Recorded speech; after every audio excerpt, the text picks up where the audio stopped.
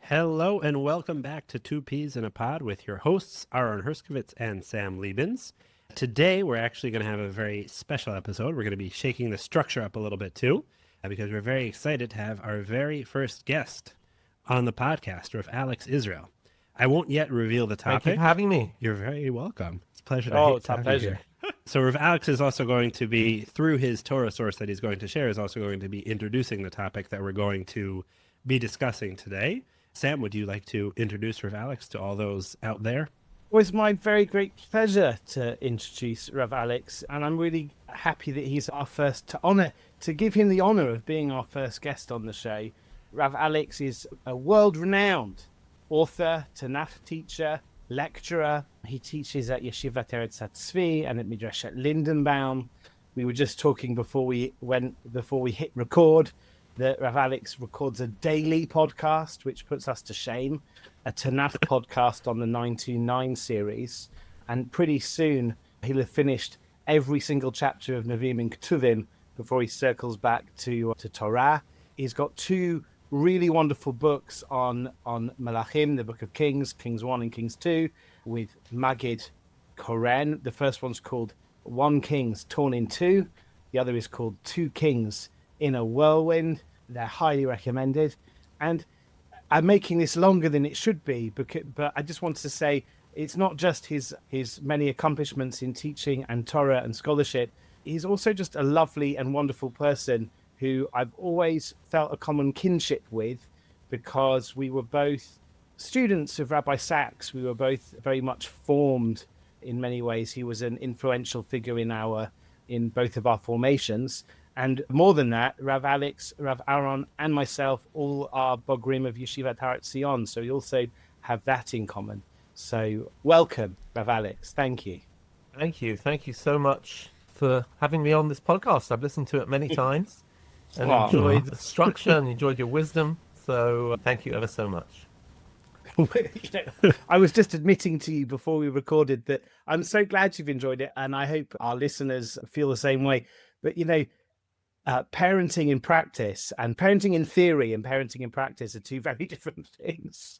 Correct. I'm glad you've got some of the wisdom, even if I always look down at myself thinking how far short I'm falling. Yeah, if we have the concept of being an armchair psychologist, I think we can have being a podcast parent. We're just saying all this wisdom, but I'm a much better podcast parent than a real parent.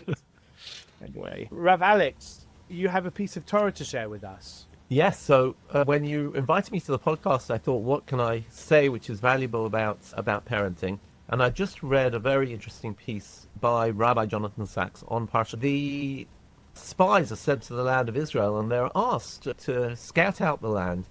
And one of the questions that they're asked is, are the people who live in the land of Canaan, are they living in a machaneh, in an open environment, or b'mivtzarim, or in the walled cities? And of course, if you're going to conquer a place, you should sort of know what you're up against.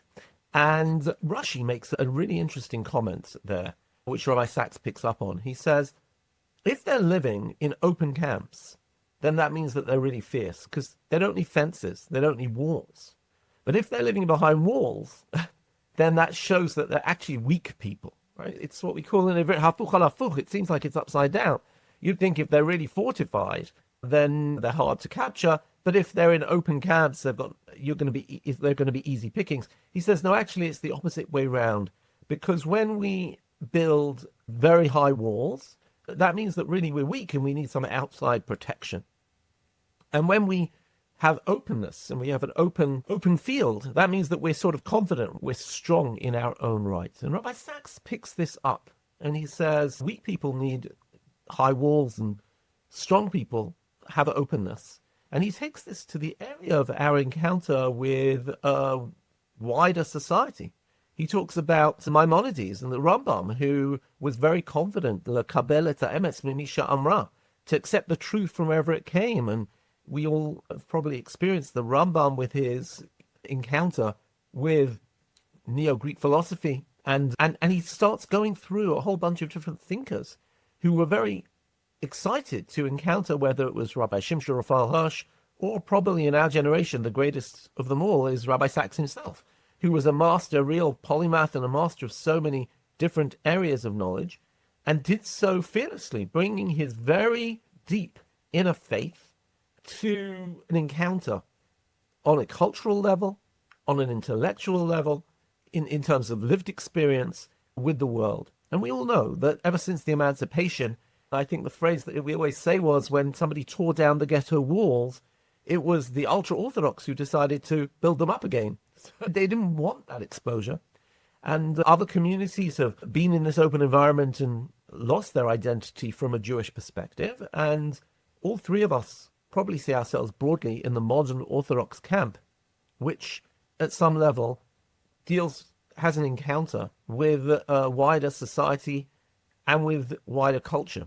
Even more, since we all live in Israel, being part as the religious Zionist community, the encounter is even more because maybe in England, where I grew up, so there was the Jewish community and then there was the non-Jewish community. You had some connection, but it was clear that your weekends were spent sort of with the Jewish community. But here in Israel, we see when we are in the army, for example, or when my son is going to university or my daughter is going to university, most of the people sitting alongside her are Jewish, whether they're religious or not. And therefore, sociologically, we're very enmeshed in society. And therefore, the question that I want to raise, a parenting question, is how open do we want to create the environment in our homes? One of the discussions that I had, it might be an anachronistic question now, with my wife was, do we have a television in the living room? Do we have a television in the house at all? Well, that was before the internet or before everybody had smartphones. And once upon a time, you could in some way shield your children from many different things. And the question is, how much do you shield your children? I just read a piece yesterday about a certain celebrity who doesn't allow any phones into her home because she has two young kids and she thinks it's a very bad influence upon them.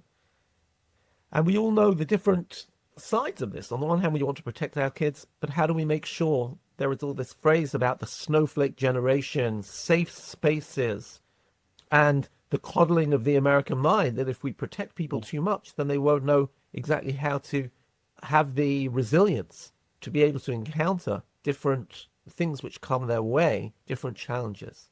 So I will put it to our esteemed podcast hosts. What are your thoughts about this question as parents, as psychologists, as philosopher?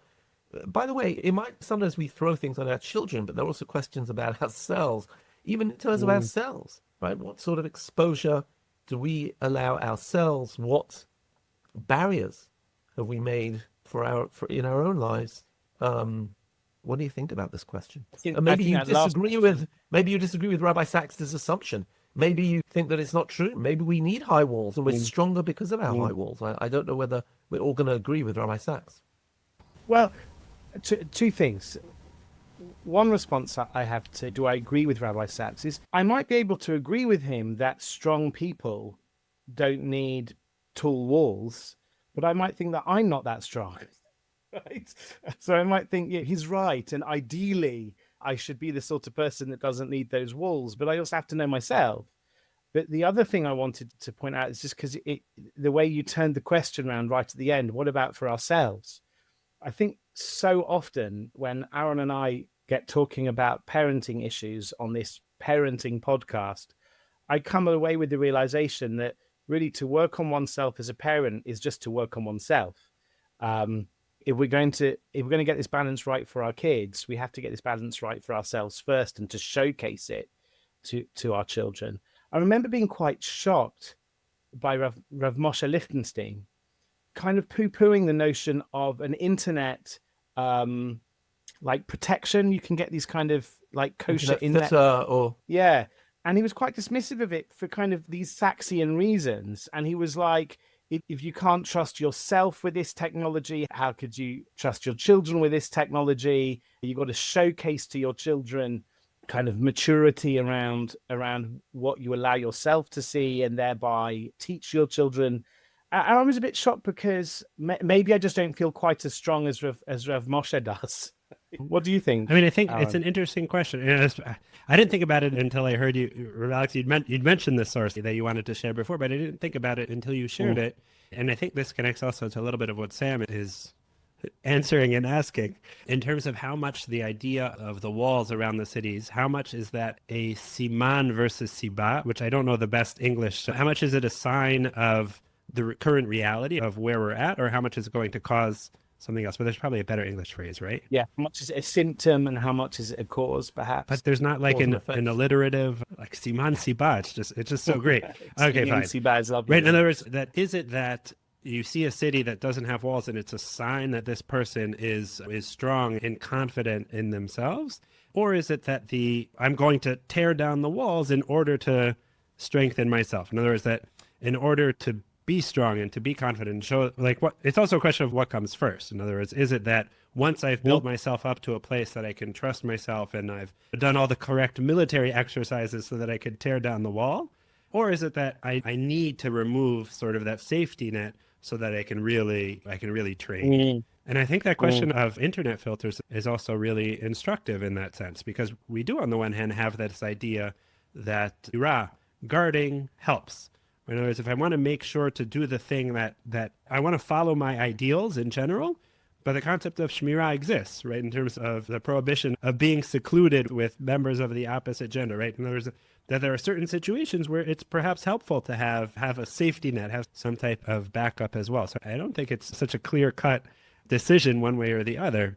And I think also what you mentioned, Sam, in terms of the us and for our children, that part of the question too is in terms of developmentally, right? If we want to model a certain view for our children, that might be something that we model for them, but I guess that maybe that's a question that I'm going to frame to the two of you, is how do you think that this idea might change over the course of one's life? Both in terms of development, as we get older, we perhaps get more able to understand the idea of complexity. Our identity might change also. How did the two of you see that? As you're talking, I'm thinking the fact is that on my computer, I definitely do have something to eliminate viruses. And not only that, but I have an add-on which stops pop-up ads because they drive me crazy. They're distracting. And in fact, on my phone, I actually have put a timing on the amount of time I can spend on social media every day, because otherwise I get sucked in. And I've established myself it's actually under parental. It's like I've got to be a parent to myself. So I told myself, don't spend more than 30 minutes on Facebook in a given 24-hour period, because that's just a waste of your time. Who will parent the parents? It's the parents will parent themselves. Yeah, I'm parenting myself. So it's actually interesting that we do have all sorts of filters and things which filter out unwanted distractions. Otherwise, we just can't focus on life itself and on the things we want to. And my students, my 18-year-old students, are very honest with the fact that they spend hours and hours a day just scrolling through meaningless Instagram feeds or whatever it might be, and they actually feel victims of it. They tell me, I just can't stop, but it's what I do, and They call it it's very doom interesting. scrolling. What? They call it doom scrolling. You just Doom scroll scrolling, and scroll. Yeah. Until doom time. I think there's a question here about, and this is what Aaron is picking up upon. Yes, we can agree with Rabbi Sacks that let's say fortresses are a symptom of weakness and open spaces are a symptom of strength or a sign of strength. But as we grow up, we need to strengthen ourselves. We have to recognize where our weaknesses actually are, if we are weak, and hope to build up to a position. So it might be the ideal is to be, in a sense, maximally open. But how do you get to that place in a safe, reliable way? So I'll share a parenting anecdote with you, and then I'll try and abstract out, right? With our first kid, the question is, when do you explain to them? I know this is very embarrassing, but when do you explain to them where babies come from? Right? So I remember our first kid was very persistent. Who put the baby in the mummy's tummy? So you start with, well, Hashem puts the baby in the mummy's tummy. And then the question became more precise. So the question was, literally, why do babies look a bit like their mums and a bit like their dads? It's a great question. So we said, well, God takes a little bit of the daddy and a bit of the mummy, and they mix it up. He mixes it up and puts it in the mummy's tummy. I said, okay, very nice. And then one day, when he came home and said, does it hurt when Hashem takes the bit of daddy and puts it into mummy? And we were like, okay, now you're ready to have the conversation. Why? Because as the question became more and more specific, the child was manifesting the fact that they were ready for more precise information, let's say, right? But it had to come in the right order. And it was, in a sense, child-led, this whole anecdote. And I think one thing that's really hard for intelligent kids to grasp is that if you really want to understand the world around you, there's an appropriate order in which to learn things. And so people talk about Rav Soloveitchik went to university and got his PhD, and Rabbi Sacks got his... But first of all, these people were exceptional people. And secondly, in the case of someone like Rav Soloveitchik, he'd learnt the Talmud down pat before he started his secular education. So there may be a question to be had about what's the appropriate order in which to learn things and expose yourself to things. The question is also how we model a certain resilience in this way. And again, let me give you an example as somebody who grew up in England, and my wife grew up in America, and now we live in Israel. I feel that when we lived in Chutz La'aretz, there was constantly a sense of, you can eat there, you can't eat there. That's kosher, that's not kosher. They're Jewish, they're not Jewish. And it's almost as if you were exercising a muscle the whole time of limitation, of that I choose and that I don't choose. The Jewish muscle in Chutz La'aretz is very much always choosing between Jewish spaces and not Jewish spaces, mutar v'asur. My kids live in a yeshuv where there are no cars on Shabbat, where there's no one in their school who they wouldn't eat in their house. They don't have to make a lot of Jewish choices. And we exercise a muscle when we use it, and they haven't had to use a lot of that muscle, right? It's between sort of good and good. They may be weaker in a certain respect. Right. So the interesting question is, especially in a Jewish country where you don't have to say, I remember the first time we took the kids abroad, and there was, what do you mean you can't eat that ice cream? It's not kosher. What does that mean? Right? What do you mean? And we were just recently on Shabbat talking about Israelis who go to Chutz La'aretz and can't really take the issue of Eruv and carrying seriously in European cities where there is no Eruv or wherever it might be, because for them it's just, they have never exercised that muscle. So one of the interesting questions is, how do we demonstrate to our children that we are making choices? And again, some of the choices might be health choices, healthy eating. It might be, we've used the example of the internet, how we use our time. I don't know whether I've articulated well enough to my children, or I've had the opportunity to demonstrate to them some of the cultural choices I've made or other choices. And I wonder how we give that sense of resilience to our children, because a lot of time it's also modeling. I think that the model you described as the Chutz La'aretz one is one that's very right also for children. In other words, that having like clear, in other words, children also, they tend towards things that are more black and white, that we can build up complexity only over time as they get older and more capable of handling that. And I noticed that also even with ourselves, like having kids in Israel too, when they talk about someone who's doesn't keep Shabbat. So from the kid's perspective, oh, why doesn't he keep Shabbat? Because he's not Jewish. Right. And we explain, no, that like they have first degree relatives that don't keep Shabbat, and they're aware of that fact. But still, like in their minds, if you don't keep Shabbat, that means you're not Jewish. And it takes a long time to internalize, no, they are Jewish. The Jews come in all sorts of different types and act in all sorts of different ways. We believe in the Torah and the importance of keeping Shabbat, but not everyone does, or people do it in different ways, etc. And I was thinking when preparing for this episode also about how I think our children's experiences are probably different, mine and Sam's, because of the fact that they're growing up, or mostly growing up in a city, right, where you have a much wider range of identities and people and activities than perhaps in a yeshuv, which by its nature usually is a much more homogeneous type of society also. Yeah. I was going to say, this is kind of changing the direction a little bit of travel, but it's still inspired very much by Rav Alex's Rashi and Rabbi Sacks. You might think that you're very open by, let's say, by letting down all the filters, right? You've got the internet, let all of the information in, you're really open.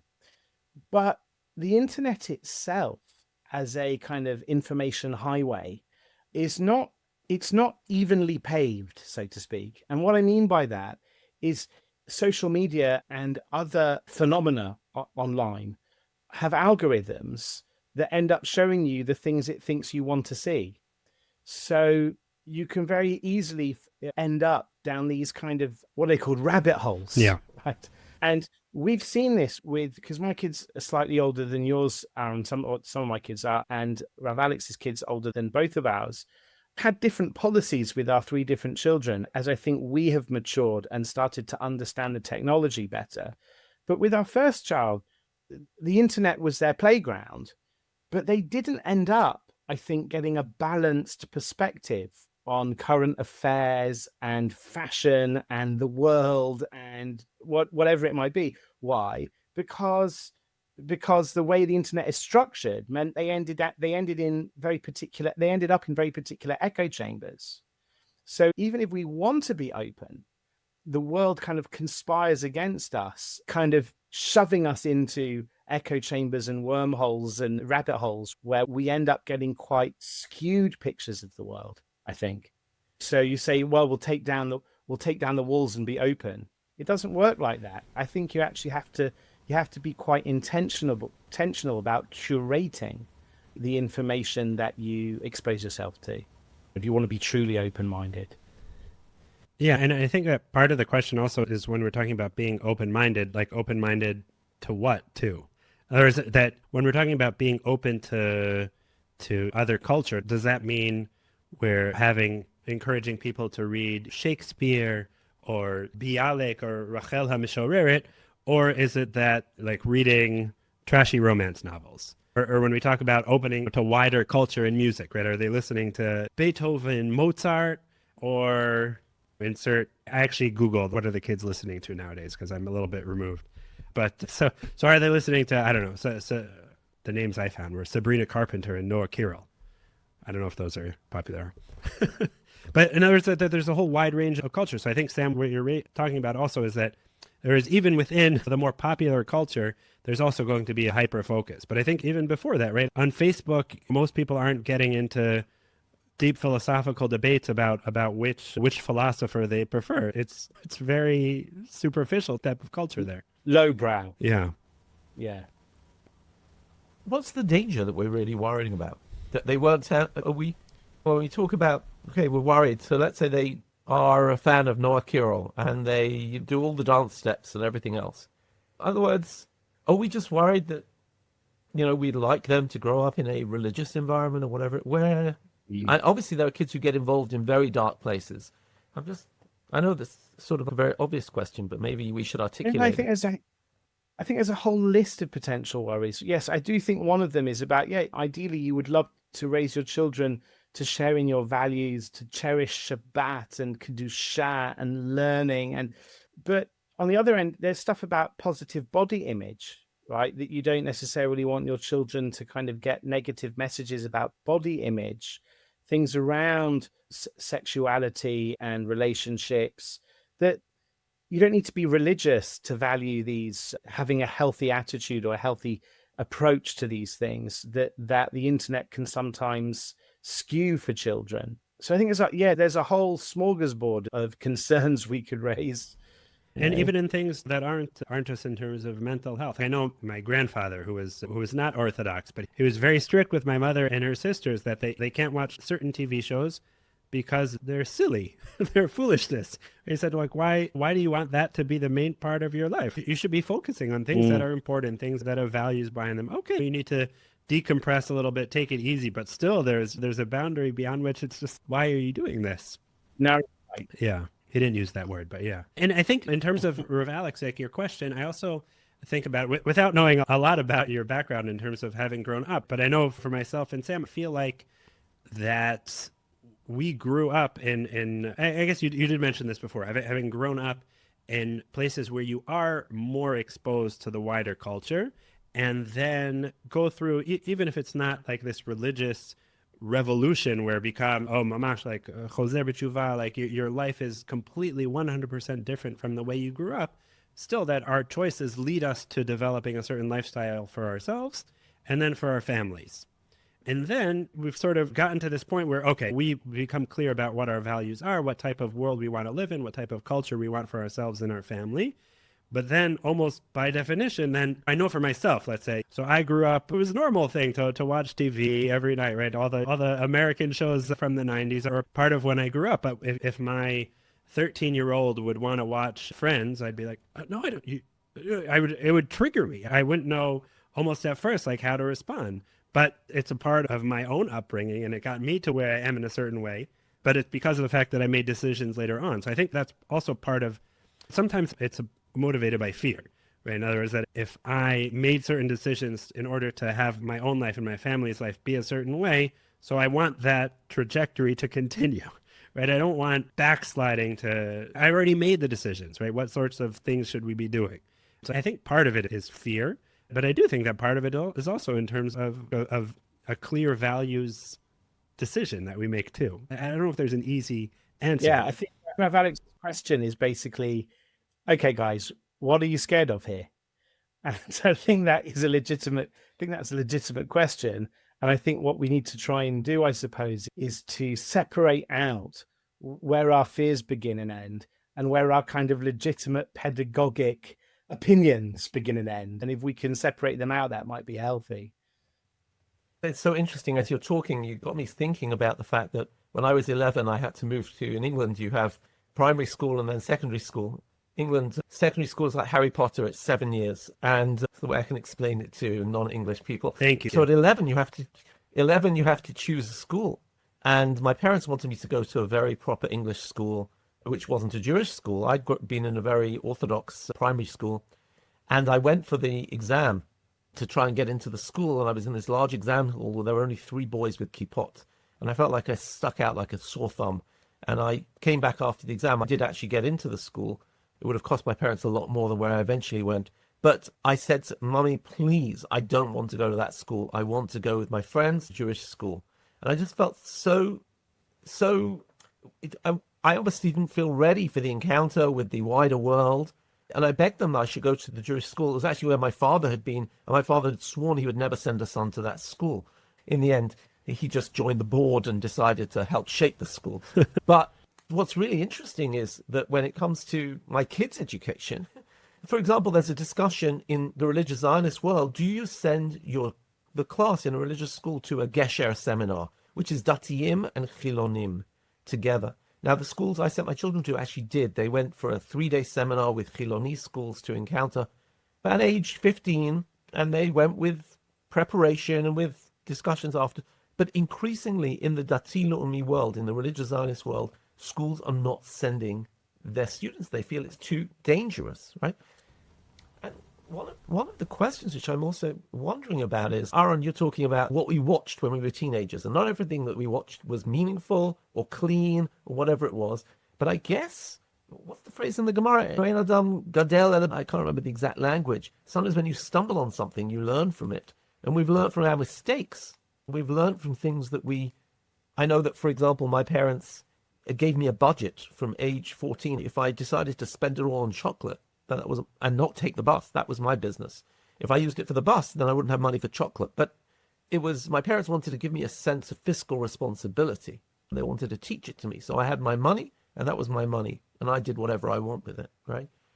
And there are lots of questions about how we grow up and make mistakes, and whether our teenage. I take Sam's point that there are things to deal with as a 12-year-old and different things as a 15-year-old. And maybe different things at another age. What happens if we thought that our children were marrying somebody who would be problematic? Would we intervene? As so often is the case in this podcast, I have more questions and observations than I do any kind of tactless answers. One of the corners in our normal podcast is the practical corner, and I tend to allow Aaron to take the lion's share of the practical corner. But I'll say I've got conflicted feelings here, Alex, what you're talking about. In Netanya, where Aaron and I live, there is a really great musical conservatorium, a musical conservatory where kids go to learn music. But it's a very mixed environment, religious and secular. And it's where our kids are exposed most to secular friends who are experiencing their adolescence in a slightly different way to the way religious adolescents are experiencing their adolescence. On the other hand, right, I think that there are times where being an example to others is a real boost to your own identity. I think my daughter is very aware of the fact when she's there at the conservatorium that she kind of represents the frum kids. She's friends with secular kids, but they ask her all sorts of questions about what it means to be religious. And yes, I think she's exposed to things which I don't think are ideal. You've got to weigh things up. She's getting a tremendous amount musically. That's the key reason she's going. She's exposed to some things which I'm not all that happy about, that I think rub off on her. But at the very same time, she's experiencing what it means to be a role model to others and an ambassador of something to others. And I grew up in provincial England. I grew up in Leicester, and I was the only kid wearing a kippah in my school. And there were 2,000 kids in the school, and there was one kid with a kippah on. And I think it strengthened my identity. But I would never throw my kids into that environment. So I feel a bit conflicted. I think there are tremendous experiences one can have when one is willing to kind of peek over the walls that we build around ourselves as defenses, to carry on with the Rashi metaphor. There are tremendous experiences we can expose ourselves to that will strengthen us, but there are also things to be scared of. Yeah. It's really hard as a parent to get that right. And I think for us, I've noticed that it feels different for our different kids. Our oldest has been for a number of years in the Mechunanim program, like an extracurricular activity for gifted kids. In Netanya, so she has two friends who aren't religious. They live in the neighborhood, and they've been on overnight trips also. So a part of me is very nervous about that. What's going to happen? Part of it is in terms of B'chot Kashrut, but also just in general, in terms of the environment and the types of connections. But, you know, I that other part of my brain that says, no, I want her to be able to both be a model for others and gain complexity and be exposed to different types of people. So that part has, in general, won out together with the fear and anxiety. But part of it is that she's already at a certain age, and also that she has very much like a mindset of being a shlicha. Like we went when she was a child on shlichut to England. So I feel like that's part also of her DNA almost. But a younger child who's in a chug, also an after-school club, where, you know, a mix of religious and not religious. And there's just like one experience that I had with him where all of a sudden I realized that just the exposure to, it's just about like massive cell phone usage. It just felt like this isn't what, and it's not by definition religious versus secular. It's just, it happens to be, I mean, it just happens to be, there's some connection to the values, but that this isn't the type of environment that I want him to be in. And I think, Rav Alex, what you were talking about in terms of mistakes, so I think that's a wonderful example that you shared from your parents of giving you this opportunity, right? Take this money, this is yours, you decide, right? You treat it how you want, you can make mistakes and you'll learn from them. Part of our challenge, I think, is that sometimes the mistakes we make aren't necessarily like conscious mistakes too. In other words, you wouldn't want your child to be in an unsafe neighborhood at night where someone's going to chas v'shalom take them and you'll never see them again, God forbid. And I feel like sometimes the mistakes that our children might fall prey to, there's also this element where it almost feels like there's no free will, right? If a child gets addicted to phone usage, so I'm not going to give my child a smartphone at the age of 6 because I want him to make mistakes, right? It's not developmentally appropriate at that point. But I think even just in terms of the area of life itself, it's not their own decisions that they're making too, which makes it hard also. This whole sugya makes me think of the analogy of when do you take the training wheels off a bicycle? right? You don't want your child to fall off the bike. They're going to hurt themselves, right? So you have training wheels, but at a certain point, right? And it's really, I'm not sure there's a science to this. It's an art. You need to know when is it appropriate to take those training wheels off and allow them room potentially to stumble, but also to learn how to ride a bike in the end of the day. I want to ask you also, Rav Alex, about not in your role as a semi-parent, as an educator too, to hundreds and thousands, I feel like at this point, of young people. Like, how does this both guide you as a teacher and guide to others? And if you have any experience in terms of relationships that you've maintained over the years where you see how different approaches have affected different people. Wow, that's a really interesting question. I think I need a bit more time to absorb that question. Look, I do feel that there is the Aseh Tov and the Sor Meirah. There's the brake and there's the accelerator.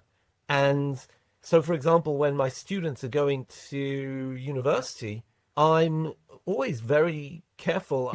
I went to a Jewish high school, but I went to a London School of Economics, and there weren't too many Jews there. And yet, at the same time, I lived within the Jewish community. So I think it's a lot about finding balances. I got a lot from being in a broader university, in a broader environment, without Jewish assumptions, and meeting people from all different backgrounds. And at the same time, I was very glad to have a Bet Midrash on hand and to have a shul locally. My friends Todd and Nomi Berman, who were rabbis at Rabbinic Couple at Brandeis, always used to tell the Chevra University to make sure they go to Minyan 3 times a day. And they said, actually not telling you because we think it's so important to daven with a Minyan, but we know that when you go to Minyan, who will you eat breakfast with? You'll go after Minyan to eat breakfast with the 30 most motivated Jews on campus to eat breakfast. And you'll go to dinner with the 30 most motivated Jews who came to Mincha Maariv, and those will become your closest friends, right? And this is actually an area in which we've spoken a lot about cell phone usage. And sometimes I look at the wider world and I read, and I think how sad it is that people's primary influences, they spend the whole growing up opposite a screen. So I actually did watch a lot of TV as a kid, but again, in our time, TV was a social activity. Sometimes you had to watch what your sister wanted to watch. And your parents could always come in and know what you were watching and comment on it. But more than that, for me, one of the most important things was my youth movement, B'nai Akiva, and my Madrachim. And I still venerate those Madrachim. It's actually amazing how I see my Madrich, who was my Madrich when I was 15. Truth is, today he's a Chabad Chassid, but I always just enjoyed being he was such an influence to me. He was such a fine individual. And I think how lucky we are in Israel where youth movements are very much part of the environment. And even the schools aren't purely academic. They have a lot of social activities. And I really yearn for human role models in that regard. It was very important to me while I was in university too, that I had a few different rabbis and people who I looked towards them. I said, okay, those people, they're sort of living that life that I can do. And it's so important to me that our children have good madrachim and that they have that ability to have those and be those role models. You even mentioned, Aaron, that your children went on shlichut. They saw you as a shaliach and they take in that shlichut to a certain degree.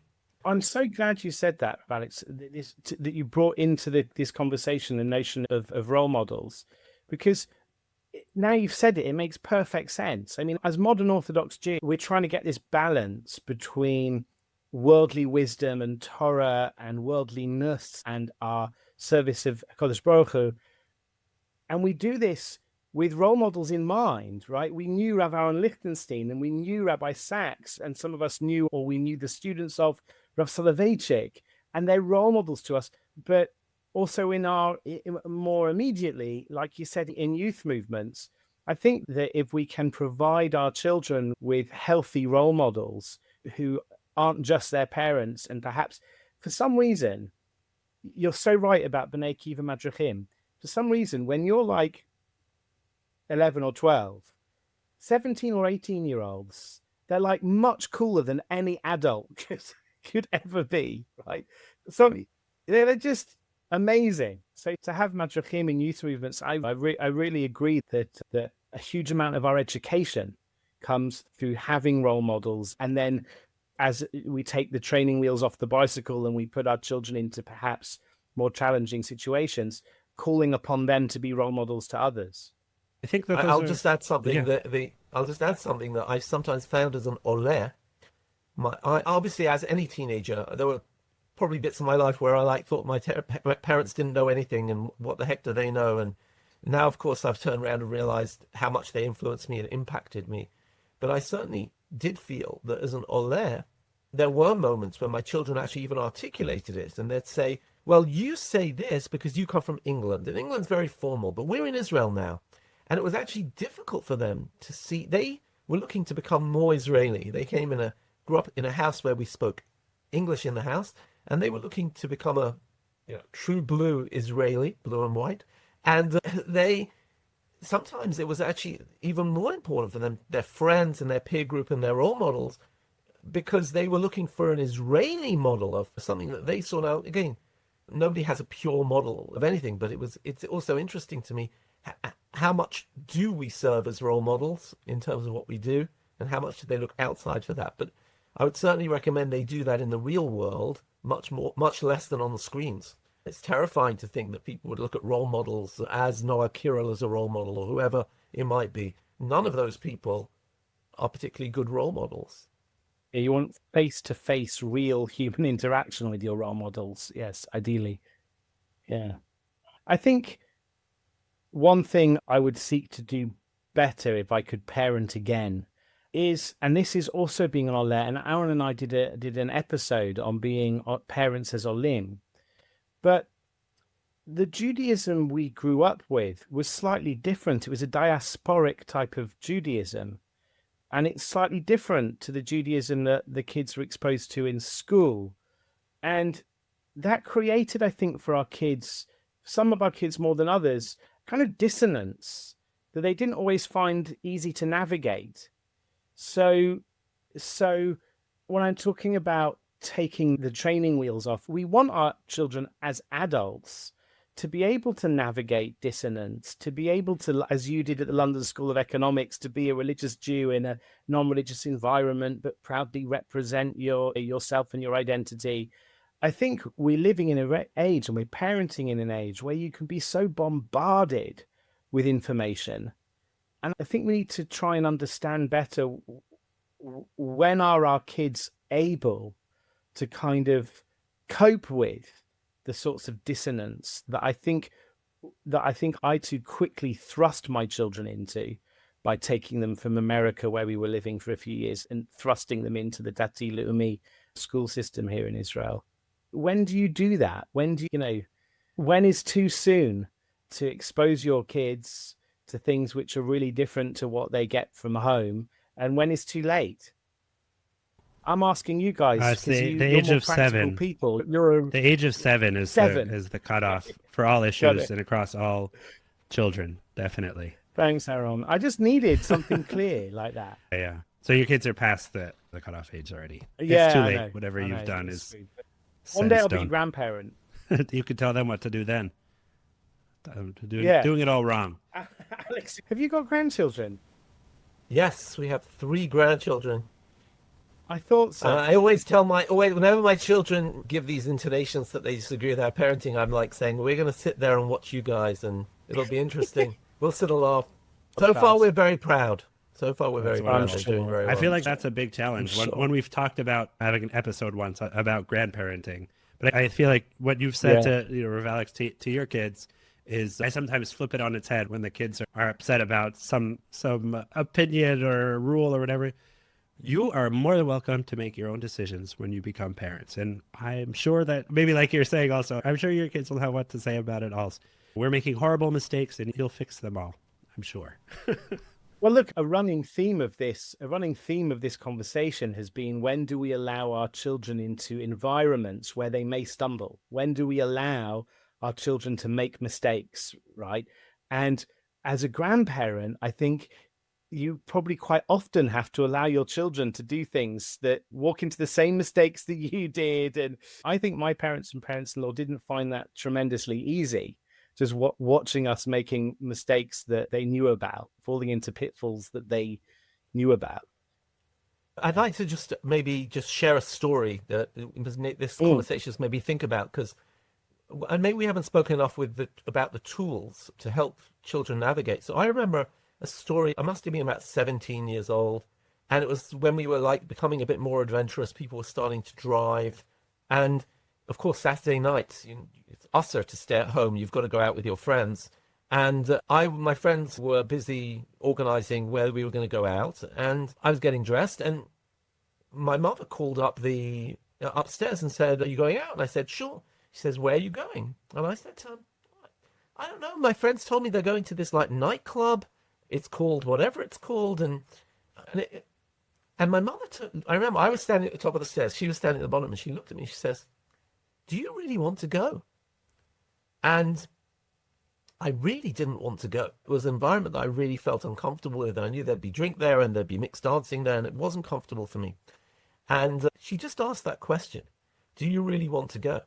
I went back to my room to get dressed, and I phoned up my friends and said, "You know what, I'm not coming."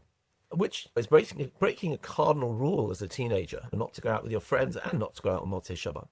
But for me, how do I still remember this, like 40 years later? Because it was a bit of a watershed moment where my mother helped me ask the question, who am I and what do I want? And I wonder, we're talking to the psychologist and philosopher here, like how we can foster that degree of, let's call it personal responsibility, about children being able to be self-reflexive, to understand that certain actions do lead down certain paths. I mean, sometimes lots of people get lost in life down the wrong roads, but I wonder if there are any useful techniques, questions like that. Is that really what you want to do? That was what my mother asked me. I don't even know if I once told her about this story, and she goes, "I have no recollection whatsoever." But for me, it was a significant moment. So I wonder how we can help our kids maybe be a bit more reflexive about these questions. For example, it's the beginning of the summer vacation. Have you monitored how much you're on your phone? Do you want to put a timer? Do you know how to do that on your phone and just realize how much time do you like waking up at 11 o'clock? Is it making you happy? Is that actually... That's quite early for some kids. I had a conversation with one of my children about the degree of alcohol use and when they go out with their friends and how much they drink, and both drinking and driving, but also just whether he enjoys the alcohol culture, which is very in vogue. And this was when he was still at the end of his high school, and they would sometimes go to a ma'ayan and they'd all jump in the water and then they'd sit on the side and have some black coffee or mint tea, but then somebody would bring out a bottle of arak. And we just had a discussion about it. And I was trying to be as non-judgmental as possible, but I wanted him to articulate and express some of his dilemmas. So I wonder how we do that successfully. How we help our children to be more conscious of their own red lines or the hurdles. But I think that question your mother asked you is actually the question, who are you, is a key question that bridges philosophy and psychology. It's a philosophical question. Who are you? It's a psychological question because like the psychology of the human person. I think there are certain questions that you can ask your children. You could clearly ask it to them too much, right? But at salient points in their life, like your mother did to you, do you have a clear idea of the sort of adult you might want to be? Do you think the way you're living right now leads in that direction? And if not, what choices do you need to make? Yeah. I think helping your children think that through, and it comes back to your other point, Rav Alex, I think about having role models. If they've been exposed to great role models, they'll probably have an idea of the sort of adults they want to be. And then the conversation can be geared around, as they're moving through their adolescence, okay, so what sorts of changes might you need to make? What sorts of behaviors might you need to inculcate if that's the destination you're hoping to, the broad type of destination you're hoping to end up in? I mean, I think the stories are really wonderful also. It's really, I think, highlights some great stuff about parenting because, or it's also in the way, Sam, you're phrasing the question as, who are you? So, both the story with your mother and then you as a parent, that same question could be phrased in many different intonations. Who are you? As in a challenge, like, this isn't you. Like, I think that the first stage is in terms of being able to not be triggered as a parent by our child's behavior. right? Because you want to enable that reflection and that ability to for them to figure out who they are. When we spoke, we have a mini series on adolescence. Talked about this model of identity, the cohesion, the formation of identity of James Marsha, and he writes a lot about identity exploration that adolescents go through, where part of them becoming committed to a certain identity also is that they need to explore other identities to a degree.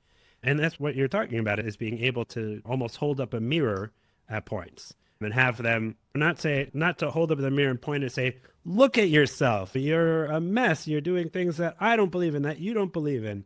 But it's more than, that when we notice that gap in your children, it sounds like in both of those encounters that you shared, you're not just showing the child the gap, the parent's not showing the child the gap between who they, it seems like they're acting like and who they want to be even, but you're enabling the child to make that comparison. And I think that's what's so it wasn't wonderful. Accusatory. Yeah. So I think first step is not being triggered by behaviors that we feel are not in line with our own sense of what our children are, and also are not in line with their own versions even of themselves, but being able to be curious and ask them, like you're saying, in a very non-judgmental way of, who are you and how are your actions aligned with your values? What are your values? I'm interested in knowing, because, or is my goal, I think that part of it is how we view what the role of a parent too is. Right? Is it that I'm supposed to take my kids by the hand and pull them along a certain path? Am I accompanying them on this path, and now and then ask them interesting questions? Do I notice maybe that there's splits in the path along the way, and engage them in conversation of, oh, which one do you want to go down? Which one do you think we should go down together? I think that it also hits at that question. What's the role of the parent here? And it's a question we can usefully ask ourselves. I mean, that's part of what tefillah, done in the right spirit, can be an opportunity 3 times a day to really refocus ourselves on what our mission is, like what sorts of people we need to ask ourselves, like lehit balel being this reflexive verb, to pray is a reflexive activity. We need to ask ourselves, who is it we really want to be, and how should we be behaving if we want to end up achieving that aspiration? So it comes back to the beginning. We're talking about parenting. We need to parent ourselves first. What was actually nice about that story with my mom was she actually didn't ask, who are you? She asked, do you want to do that? Right? Which was a much softer way of asking that question. But you asked me before, Aaron, about my students and what I advise them. One of the interesting things that I'm seeing amongst some of my students in the United States and even in England is that they're actually, even though they're being raised in quite modern Orthodox environments, some of them are moving to the right. Some of them are deciding that they are finding the world maybe too confusing. Maybe it's the fact that their campuses there's a lot of anti-Israel stuff. There's also a lot of stuff which is, maybe it's the gender piece, which they find very disorienting, or what might be. And there seems to be quite a wide move in the modern Orthodox world. People who are growing up and saying, we actually would like to adopt higher walls. We're actually choosing for ourselves to have a more segregated environment, taking to more Haredi dress. I find that really remarkable, and I don't necessarily see the parallel here in Israel. And I think one of the reasons that it doesn't happen in our community in Israel is because of the army, and because in many cases the Haredi community is seen as not involved in the economy and not involved in the national war effort, and therefore that isn't such an attractive option. But I do know people even here who have moved into more Haredali spaces because we are a world with far more choices. And sometimes, what Sam said right at the beginning, maybe that it's fine if there's nothing that much dangerous outside not to have walls, but you would have to be an idiot if you didn't realize that there are severe dangers outside. And maybe today they're looking at a world which, I once remember Rabbi Chaim Navon saying, I love the secular world. I'd be really good if the secular environment was like it was in the 1950s. But, the sexual standards and other things, that's not for me. So it's very difficult for me to do this Torah or Mada or Torah and Western, where the West is at the moment. It's hard for me to navigate. It's just a really interesting question when it comes back to the balancing act, not only developmentally, but also where the Western world is up to, wider society. But I think that phenomenon you're describing of some people becoming more Hardali, more building up higher walls, it is related to a broader phenomenon of just polarization all around the world. The Republican Party is more extreme than it was when we were young. The Democrat Party is more extreme than it was when we were young. There are extreme politics in Britain. Israeli politics is very polarized. There's a kind of tribalism. And I don't think that is unrelated to the point I was making about the internet earlier, which is that it's not an even playing field. It's a playing field that is designed to create different echo chambers and divide people into different kind of spheres, different echo chambers. And so the Fardal move is a choice to kind of lean in to a certain tribalism. And I agree with what I said earlier and what you mirrored, what you echoed of me, repeated of me in this notion that we need to know where the dangers are. So we shouldn't be naive, and sometimes walls and fortresses are the right response. But I think what modern Orthodoxy is looking to do is to be an antidote to that polarization. That's why some people used to call it centrist Orthodoxy. And I don't think that was meant to be a political moniker. It wasn't about left or right politics. But I think it's kind of related, which is it's a kind of a moderation, an ability to take stuff from here and take stuff from there, to see the truth, the kernel of truth in both sides of an argument. I still see that as an ideal. We were very well trained by our teacher, Rav Aaron Lichtenstein, who I think was very unusual, who would always take any topic and he'd say, Mitzad Echad and Mitzad Sheni. Exactly. Before he started, he actually usually say, before we even approach the topic, there are two basic approaches. Now let's look at the topic. There's option 1 and option 2, and option 1 splits up again, and option 2 splits up again. And this notion of being sort of given a sort of a mindset which lends itself to complexity. I did have one very successful, or a moment of my parenting once, when I had a group who came to speak to me. Sometimes I get groups come to me as a settler, right? I am the most untypical settler that there could be, but they come to meet I don't know, a left-leaning settler or a centrist settler, and they come and hear my political views. And once I had a group actually from J Street who came to my house. And then they think that all settlers agree with you also, right? That's the... I tell them, no, the truth is after me, they go to the women in green in Efrat and they hear a very different perspective.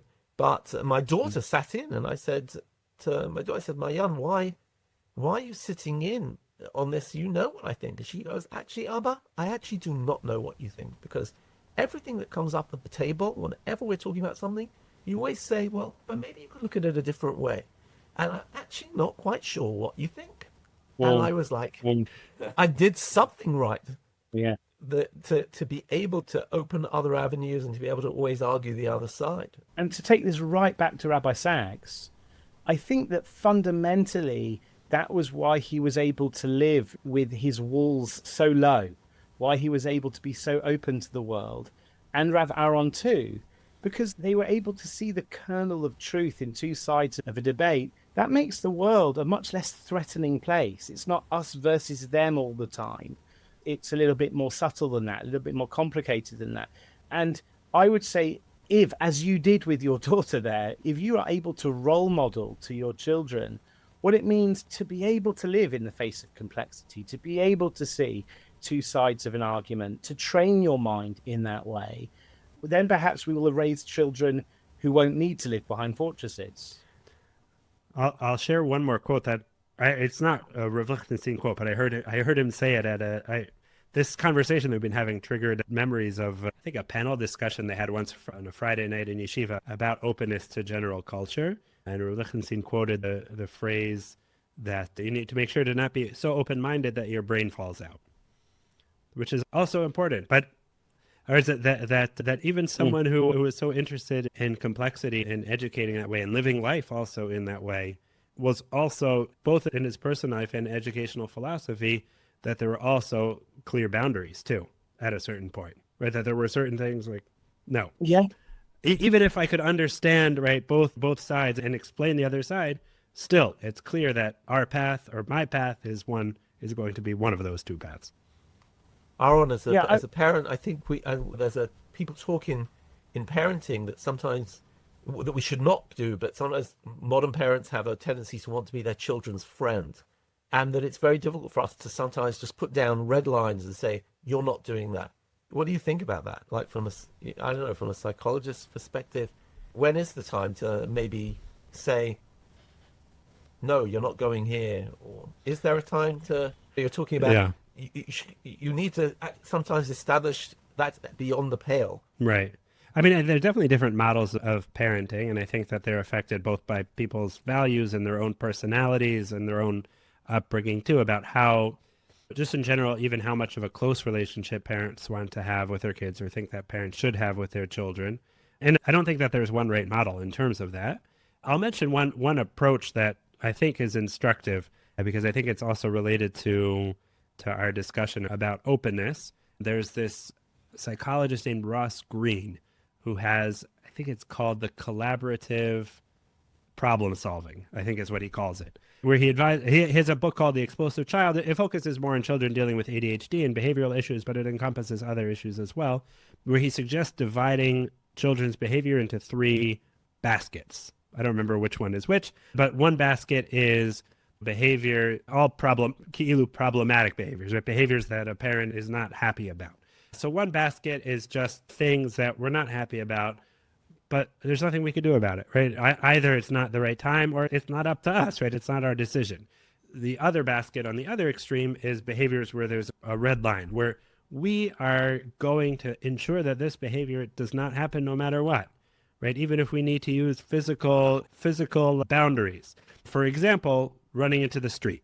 Right. If a child says, oh, I want to get to the other side of the street, we say, oh, what do you think about that? Let's reflect on how that fits with your values as a person. On one side, the other side, no, I'm not letting you run into the street. It's not safe for you. And so obviously when we're talking about like physical safety, then that's clear. But if we talk about, if you had suggested your mother, I'm going to this place where she feels it's not just, is it reflective of your values, but she feels it's actually a danger to you to be in there, right? Physical danger. So then maybe, no, I'm not allowing you to go to such a place. And what his model focuses on is on the middle basket, where it's behavior that parents want to change, but they recognize that we can't just say, oh, okay, that's it. You need to clean your room every day, or you need to not respond to your sister in this way or that way. Where what he advises is coming to the child with a mindset of, this is a problem. It's not good for us. It's not good for you. We want to understand your take on things, to try and understand you better, why this is difficult for you, and how maybe we could really reach a resolution that's best for all involved. Where I guess it's not as relevant to what we're talking about now, because it's more about behaviors that are existing within the family dynamic that the parents aren't as pleased with and would like to change. But I think in terms of the philosophy behind his approach, it's maybe relevant to your question too. I think maybe we'll wrap up here. I've really enjoyed the discussion and the questions. I don't know if either of you have any last thoughts that you'd like to mention before we sign off. Maybe I'll just end with a tiny piece of Torah, which is that recently one of the things that Sam mentioned was that I've written a book on Sefer Malachim, and one of the classes I like to teach about is on the story of Solomon. And Solomon was the man who had this universal, he wanted to spread the word of God to the world, but he was very open to all sorts of cultures. But in the final event, and Solomon's meant to be the wisest of all men, and yet in the final event, he opens all of these channels to all different cultures by marrying into lots of different cultures. And instead of influencing them and spreading the name of God outwards, the outside influences come and sort of bring about his demise. And I always, you said, how do I talk to my students who are maybe going back to, and I actually love teaching at the end of the year about Solomon. And I give them an example. I say he was the wisest of all men, and he had opened up, so to speak, the internet without a filter. And he'd taken off his filters, thinking that he was strong enough, right? There's that phrase in the Talmud where it says, didn't the Torah tell you that if you get married, it will sway your heart? And he said, no, I'll get married. It won't sway me because I'm Solomon. And actually, sometimes human nature has its own energy. And there's this question, there's this sense that we always have to have our safeguards around us, and that it's not simple. Those of us who are engaged, again, it may be people who are more vulnerable at a slightly younger age when all the options are open, and us who have already carved our way in life we're in a slightly safer space, and yet I do think there is room for concern, and there is room for however strong we are, there are room for walls and filters on what we do, and we have to be self-reflective and aware of where we are on the journey. I think I really appreciate that, Rav Alex. I would like to end with two very quick related thoughts, and one of them is a Devar Torah.